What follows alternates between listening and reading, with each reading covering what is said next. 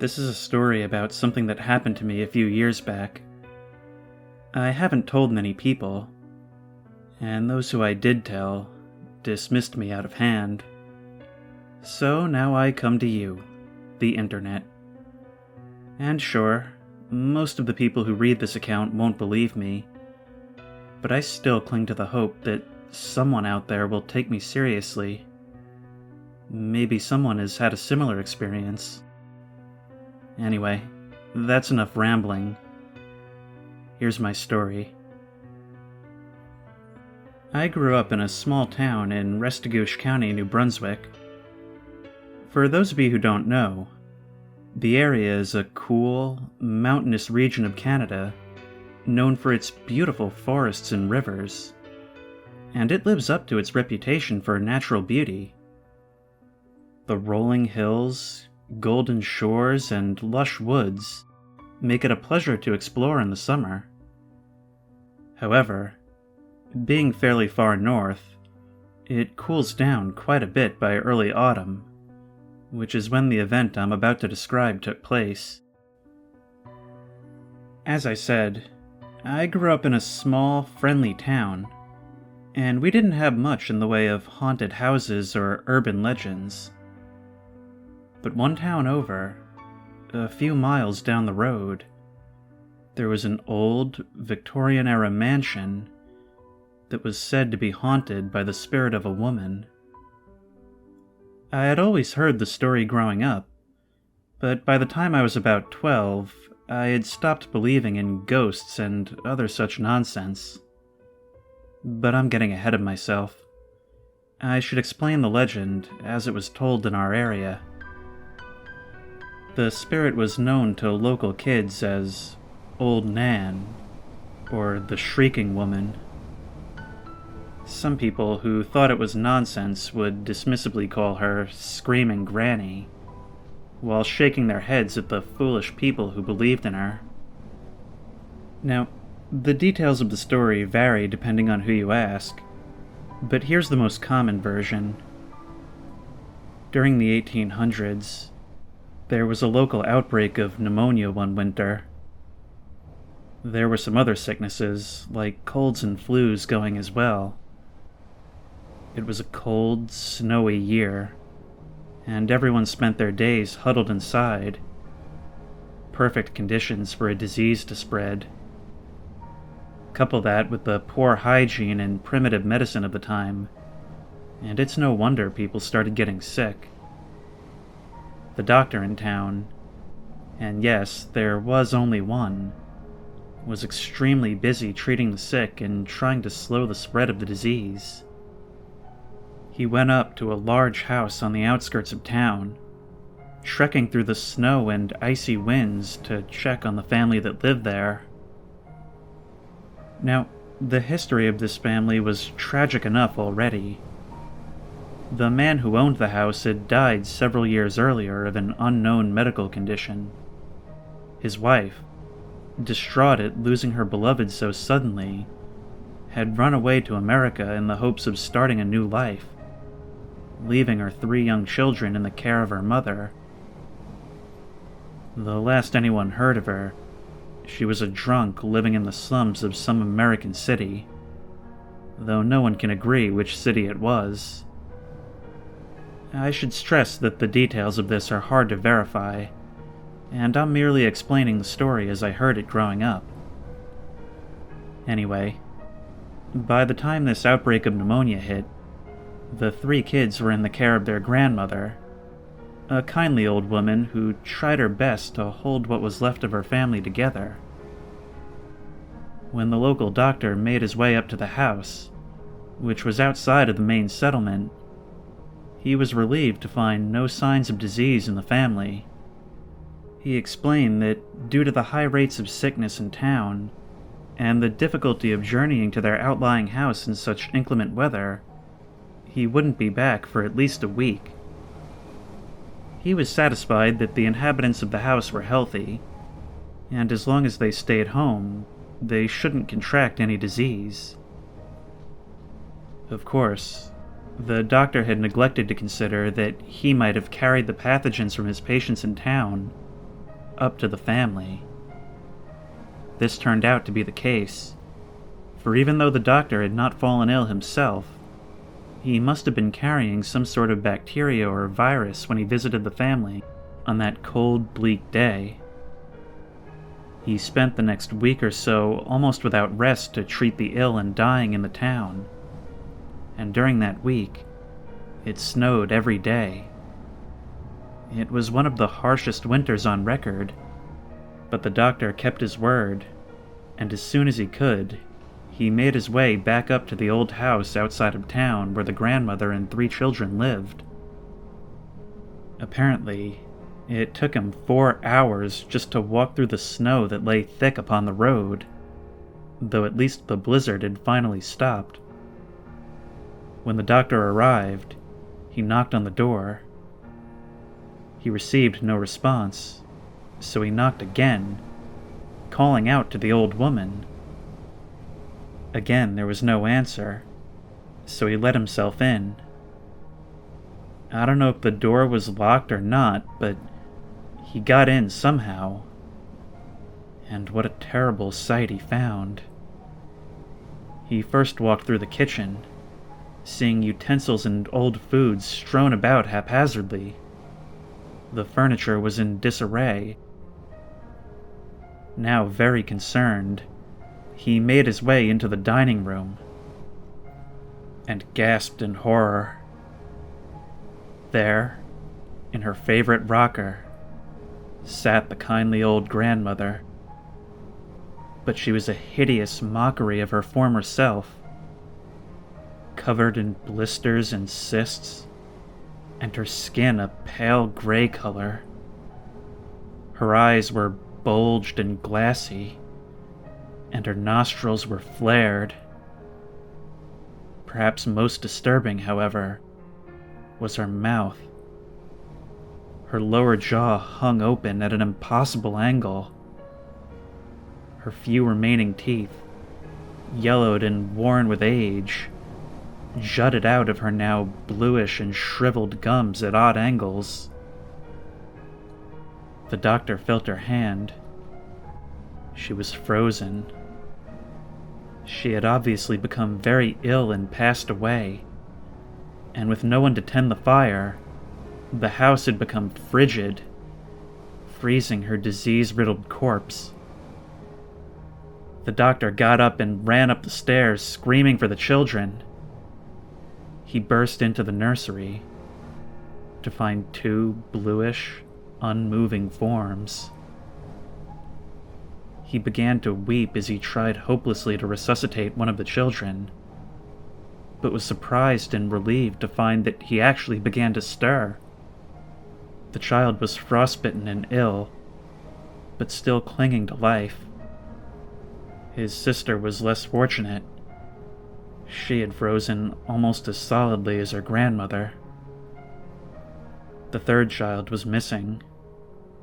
It's presumed that he tried to go for help in the blizzard and froze to death on the way, though since a body was never recovered, no one could be sure.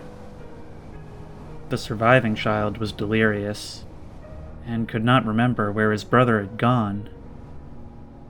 This one fortunate boy was nursed back to health, and eventually he was adopted by the doctor, who felt immense guilt at having carried the fatal disease to the small family. The old house was never lived in again. Anyway, that's the story as it was told to me in my childhood, and it persists to this day. But I've yet to touch upon my own experience with Old Nan. As I mentioned earlier, I had stopped believing in ghosts, including this one, by the time I was about 12. But later, in my teen years, I developed a fascination with the occult and paranormal. I still didn't really believe in any of it, but like many people, I enjoyed being scared. I loved the tingling in my spine when I heard a good horror story. Unfortunately, none of my friends shared my interest. You have to understand that back then, Believing in fairy tales was a sign of weakness after a certain age. And though my town was a pretty friendly place overall, some of the young punks would mock or beat up people who they didn't like. My ghost hunting hobby and collection of horror stories made me a bit of an outcast. But I guess there are jerks everywhere. People who will punish those who are different. I didn't so much mind the teasing, but the fact that no one would come along when I went to check out haunted locations was discouraging. Nevertheless, when I was 16, I decided to go by bus to the nearby town where the supposedly haunted house was. I know I'm repeating myself, but I must stress that at heart, I didn't believe in ghosts. I've always been a skeptic, but I did enjoy scouting out creepy, abandoned locations, and a part of me always wanted to find evidence of the supernatural. I guess these days people call it urban exploration. It was a blend of that and half-hearted ghost hunting. Anyway, this would be my first expedition outside of my immediate area. After half an hour, the bus arrived, and I got out. I didn't bother asking anyone for directions. I knew the name of the street the house was on since I had heard the story 100 times. It was at the end of Birchwood Lane. Besides, I didn't feel like embarrassing myself by asking anyone where the town's haunted house was. After wandering around the core of the town, what you'd call downtown, were the place not so small and sparsely populated, I saw a street sign marked Birchwood Lane. Following it, I made my way through a few blocks of modern houses, then some older buildings, and eventually the town thinned out entirely, and I found myself walking into the woods. At the edge of the woods, the road, which had been paved up until this point, gave way to a gravel trail. I sighed and pressed onward. I had brought a flashlight with me, but the sun had not quite gone down, so I didn't need it yet. As I continued, the path got more and more uneven, and the sinking sun and increasingly thick foliage above me shrouded the narrow trail in darkness. Before I got the light out, however, the trees thinned out again, and I saw before me a large, dilapidated 2-story house. By this time, the day was nothing more than a fading orange glow on the horizon, and the mansion was basically a silhouette. I'll admit, I was a bit apprehensive at this point, but it was far too late to turn back. I walked across the overgrown lawn, which was covered not only in tall grass, but also shrubs and a few young trees. As I got closer to the house, I could see it more clearly. There was a single door hanging from its hinges in the middle of the facade. The remains of what was once a front porch lay rotting beneath it. Above the door, a small awning bent dangerously downward, looking as if it could give way at any moment. Only one of the pillars designed to support it still stood. The exterior of the house barely had any paint left on it, and what little still remained was chipped and cracked. Most of the windows were shattered, though only one had been boarded up. The house looked old, to be sure, though it didn't look like it had been abandoned for 200 years. If that had been the case, it probably wouldn't have remained standing so intact. I reasoned that someone must have kept the building in shape for a while after the old woman had died, and it only fell into disrepair some time afterward. As I came to the door and climbed up over the remains of the front porch, I felt a chill run down my spine. I've felt fear before, but this was different. It was more than fear. It was a feeling of being unwelcome, of not belonging. I dismissed it as paranoia and gave the battered wooden door a push. It was partly open already, but the wood of the doorframe was too warped for it to swing freely. I pushed it again, harder, and heard a loud crack as the rusted hinges broke apart. The whole door lurched and then fell outwards. I had to jump out of the way as it nearly fell on me. I dusted myself off and clambered inside. The sunlight was now gone entirely, and I was extremely wary of tripping over old furniture or holes in the floor. I switched on my flashlight and swept the beam over my surroundings. I was in some sort of large hallway that branched off in several directions. At the end was a staircase. I walked along the corridor and looked into each adjacent room as I went. It was hard to tell what any of these rooms were supposed to be. Each was just a mess of exposed wooden beams, old trash, and pieces of the walls fallen onto the floors, and the pervasive smell of mildew. A few books, ruined beyond recognition, lay upon a shelf in one room. There were several broken jars on the floor. I made my way to the staircase and began to climb it. I was nervous as the stairs were old and rotted and creaked loudly under my weight. Carefully, I got to the top and looked around. The second floor was much like the first, except that it was even more uneven. This did little to comfort me, as I knew that the floor could give way under my feet and send me toppling down 9 feet to the floor below in a pile of debris. But what can I say? I was a dumb, fearless kid. To me, giving up and going home seemed worse than risking my own neck. It's funny how teens think sometimes. As I explored, I came upon a bathroom. It looked so dated. That may sound weird, especially since the whole house was pretty ancient.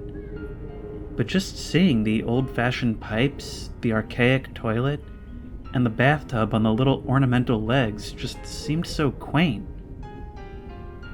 I was a bit confused when I looked into the bathtub and found dark, reddish stains. While the first thing that popped into my head was the phrase, bloodbath, I laughed when I realized that they were probably just rust stains. The next room I entered, though, was truly unnerving, as I recognized it almost immediately as the nursery from the story. There were 2 small beds and a small cot.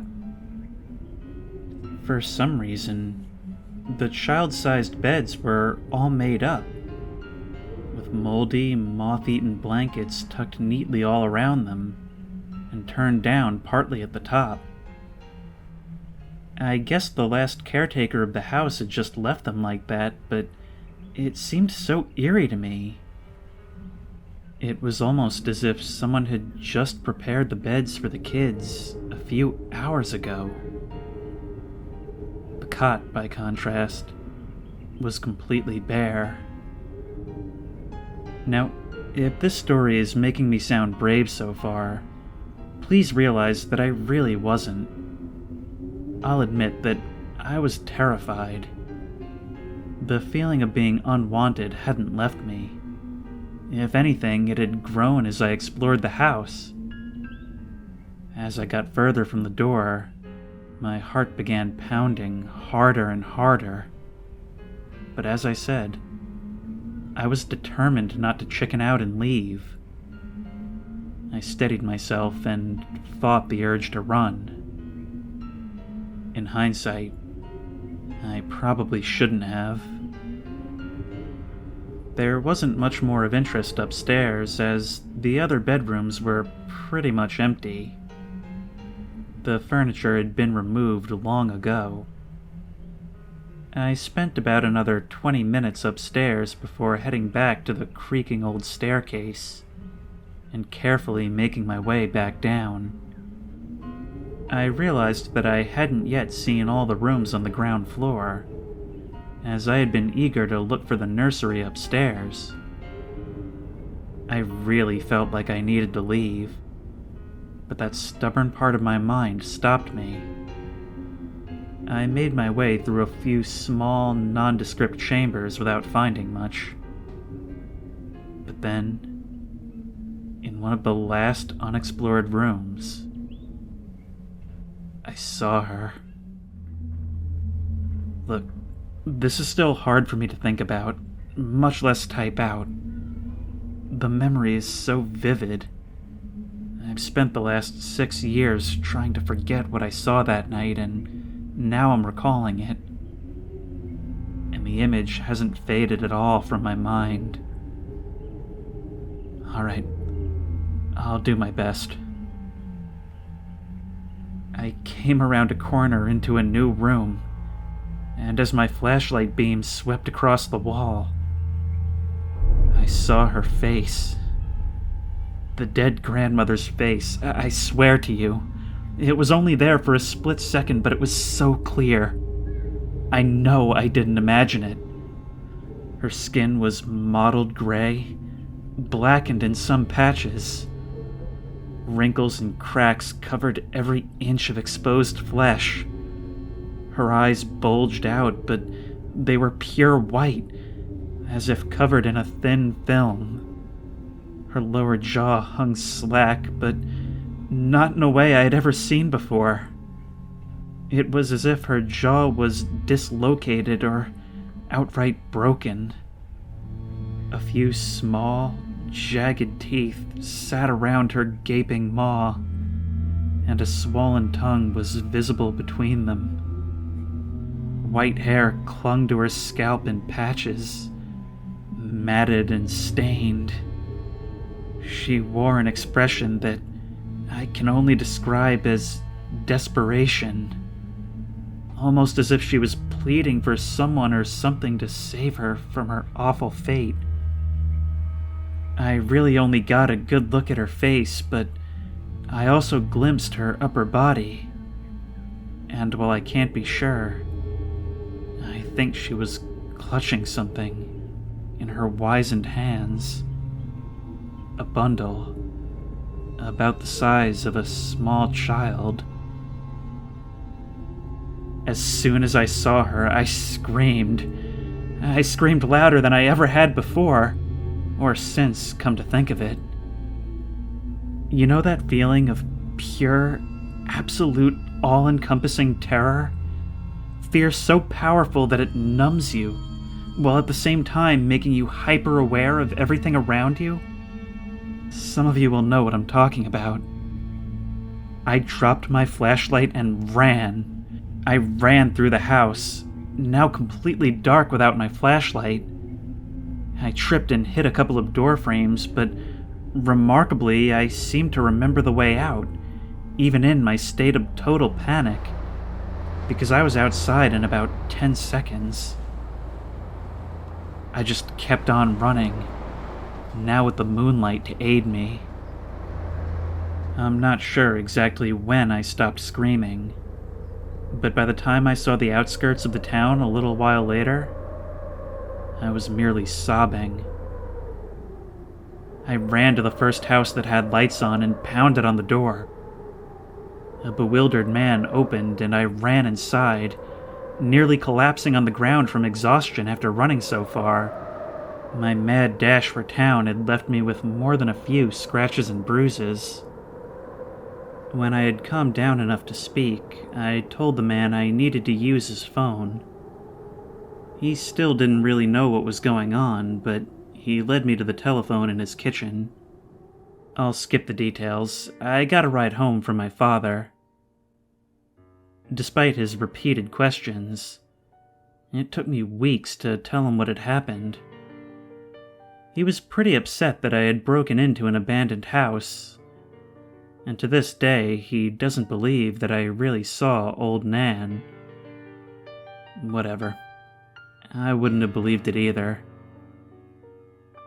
It was months before I could get a full night's sleep again, and even today, I have nightmares about that dead, pitiful face staring out of the darkness at me. And though she made no sound when I saw her that first night, in my dreams, she screams and wails. They say that memories of important or traumatic events are far more vivid than memories of mundane events. I guess that's true. I'll remember that face until the day I die. I don't blame you if you don't believe me, but I'm not the only one who's seen her. There are a handful of other unlucky people who have gone into her house at night. I've heard a rumor that someone even snapped a picture, which is online somewhere. I don't know about that since I've never searched for it. I never want to see old Nan again.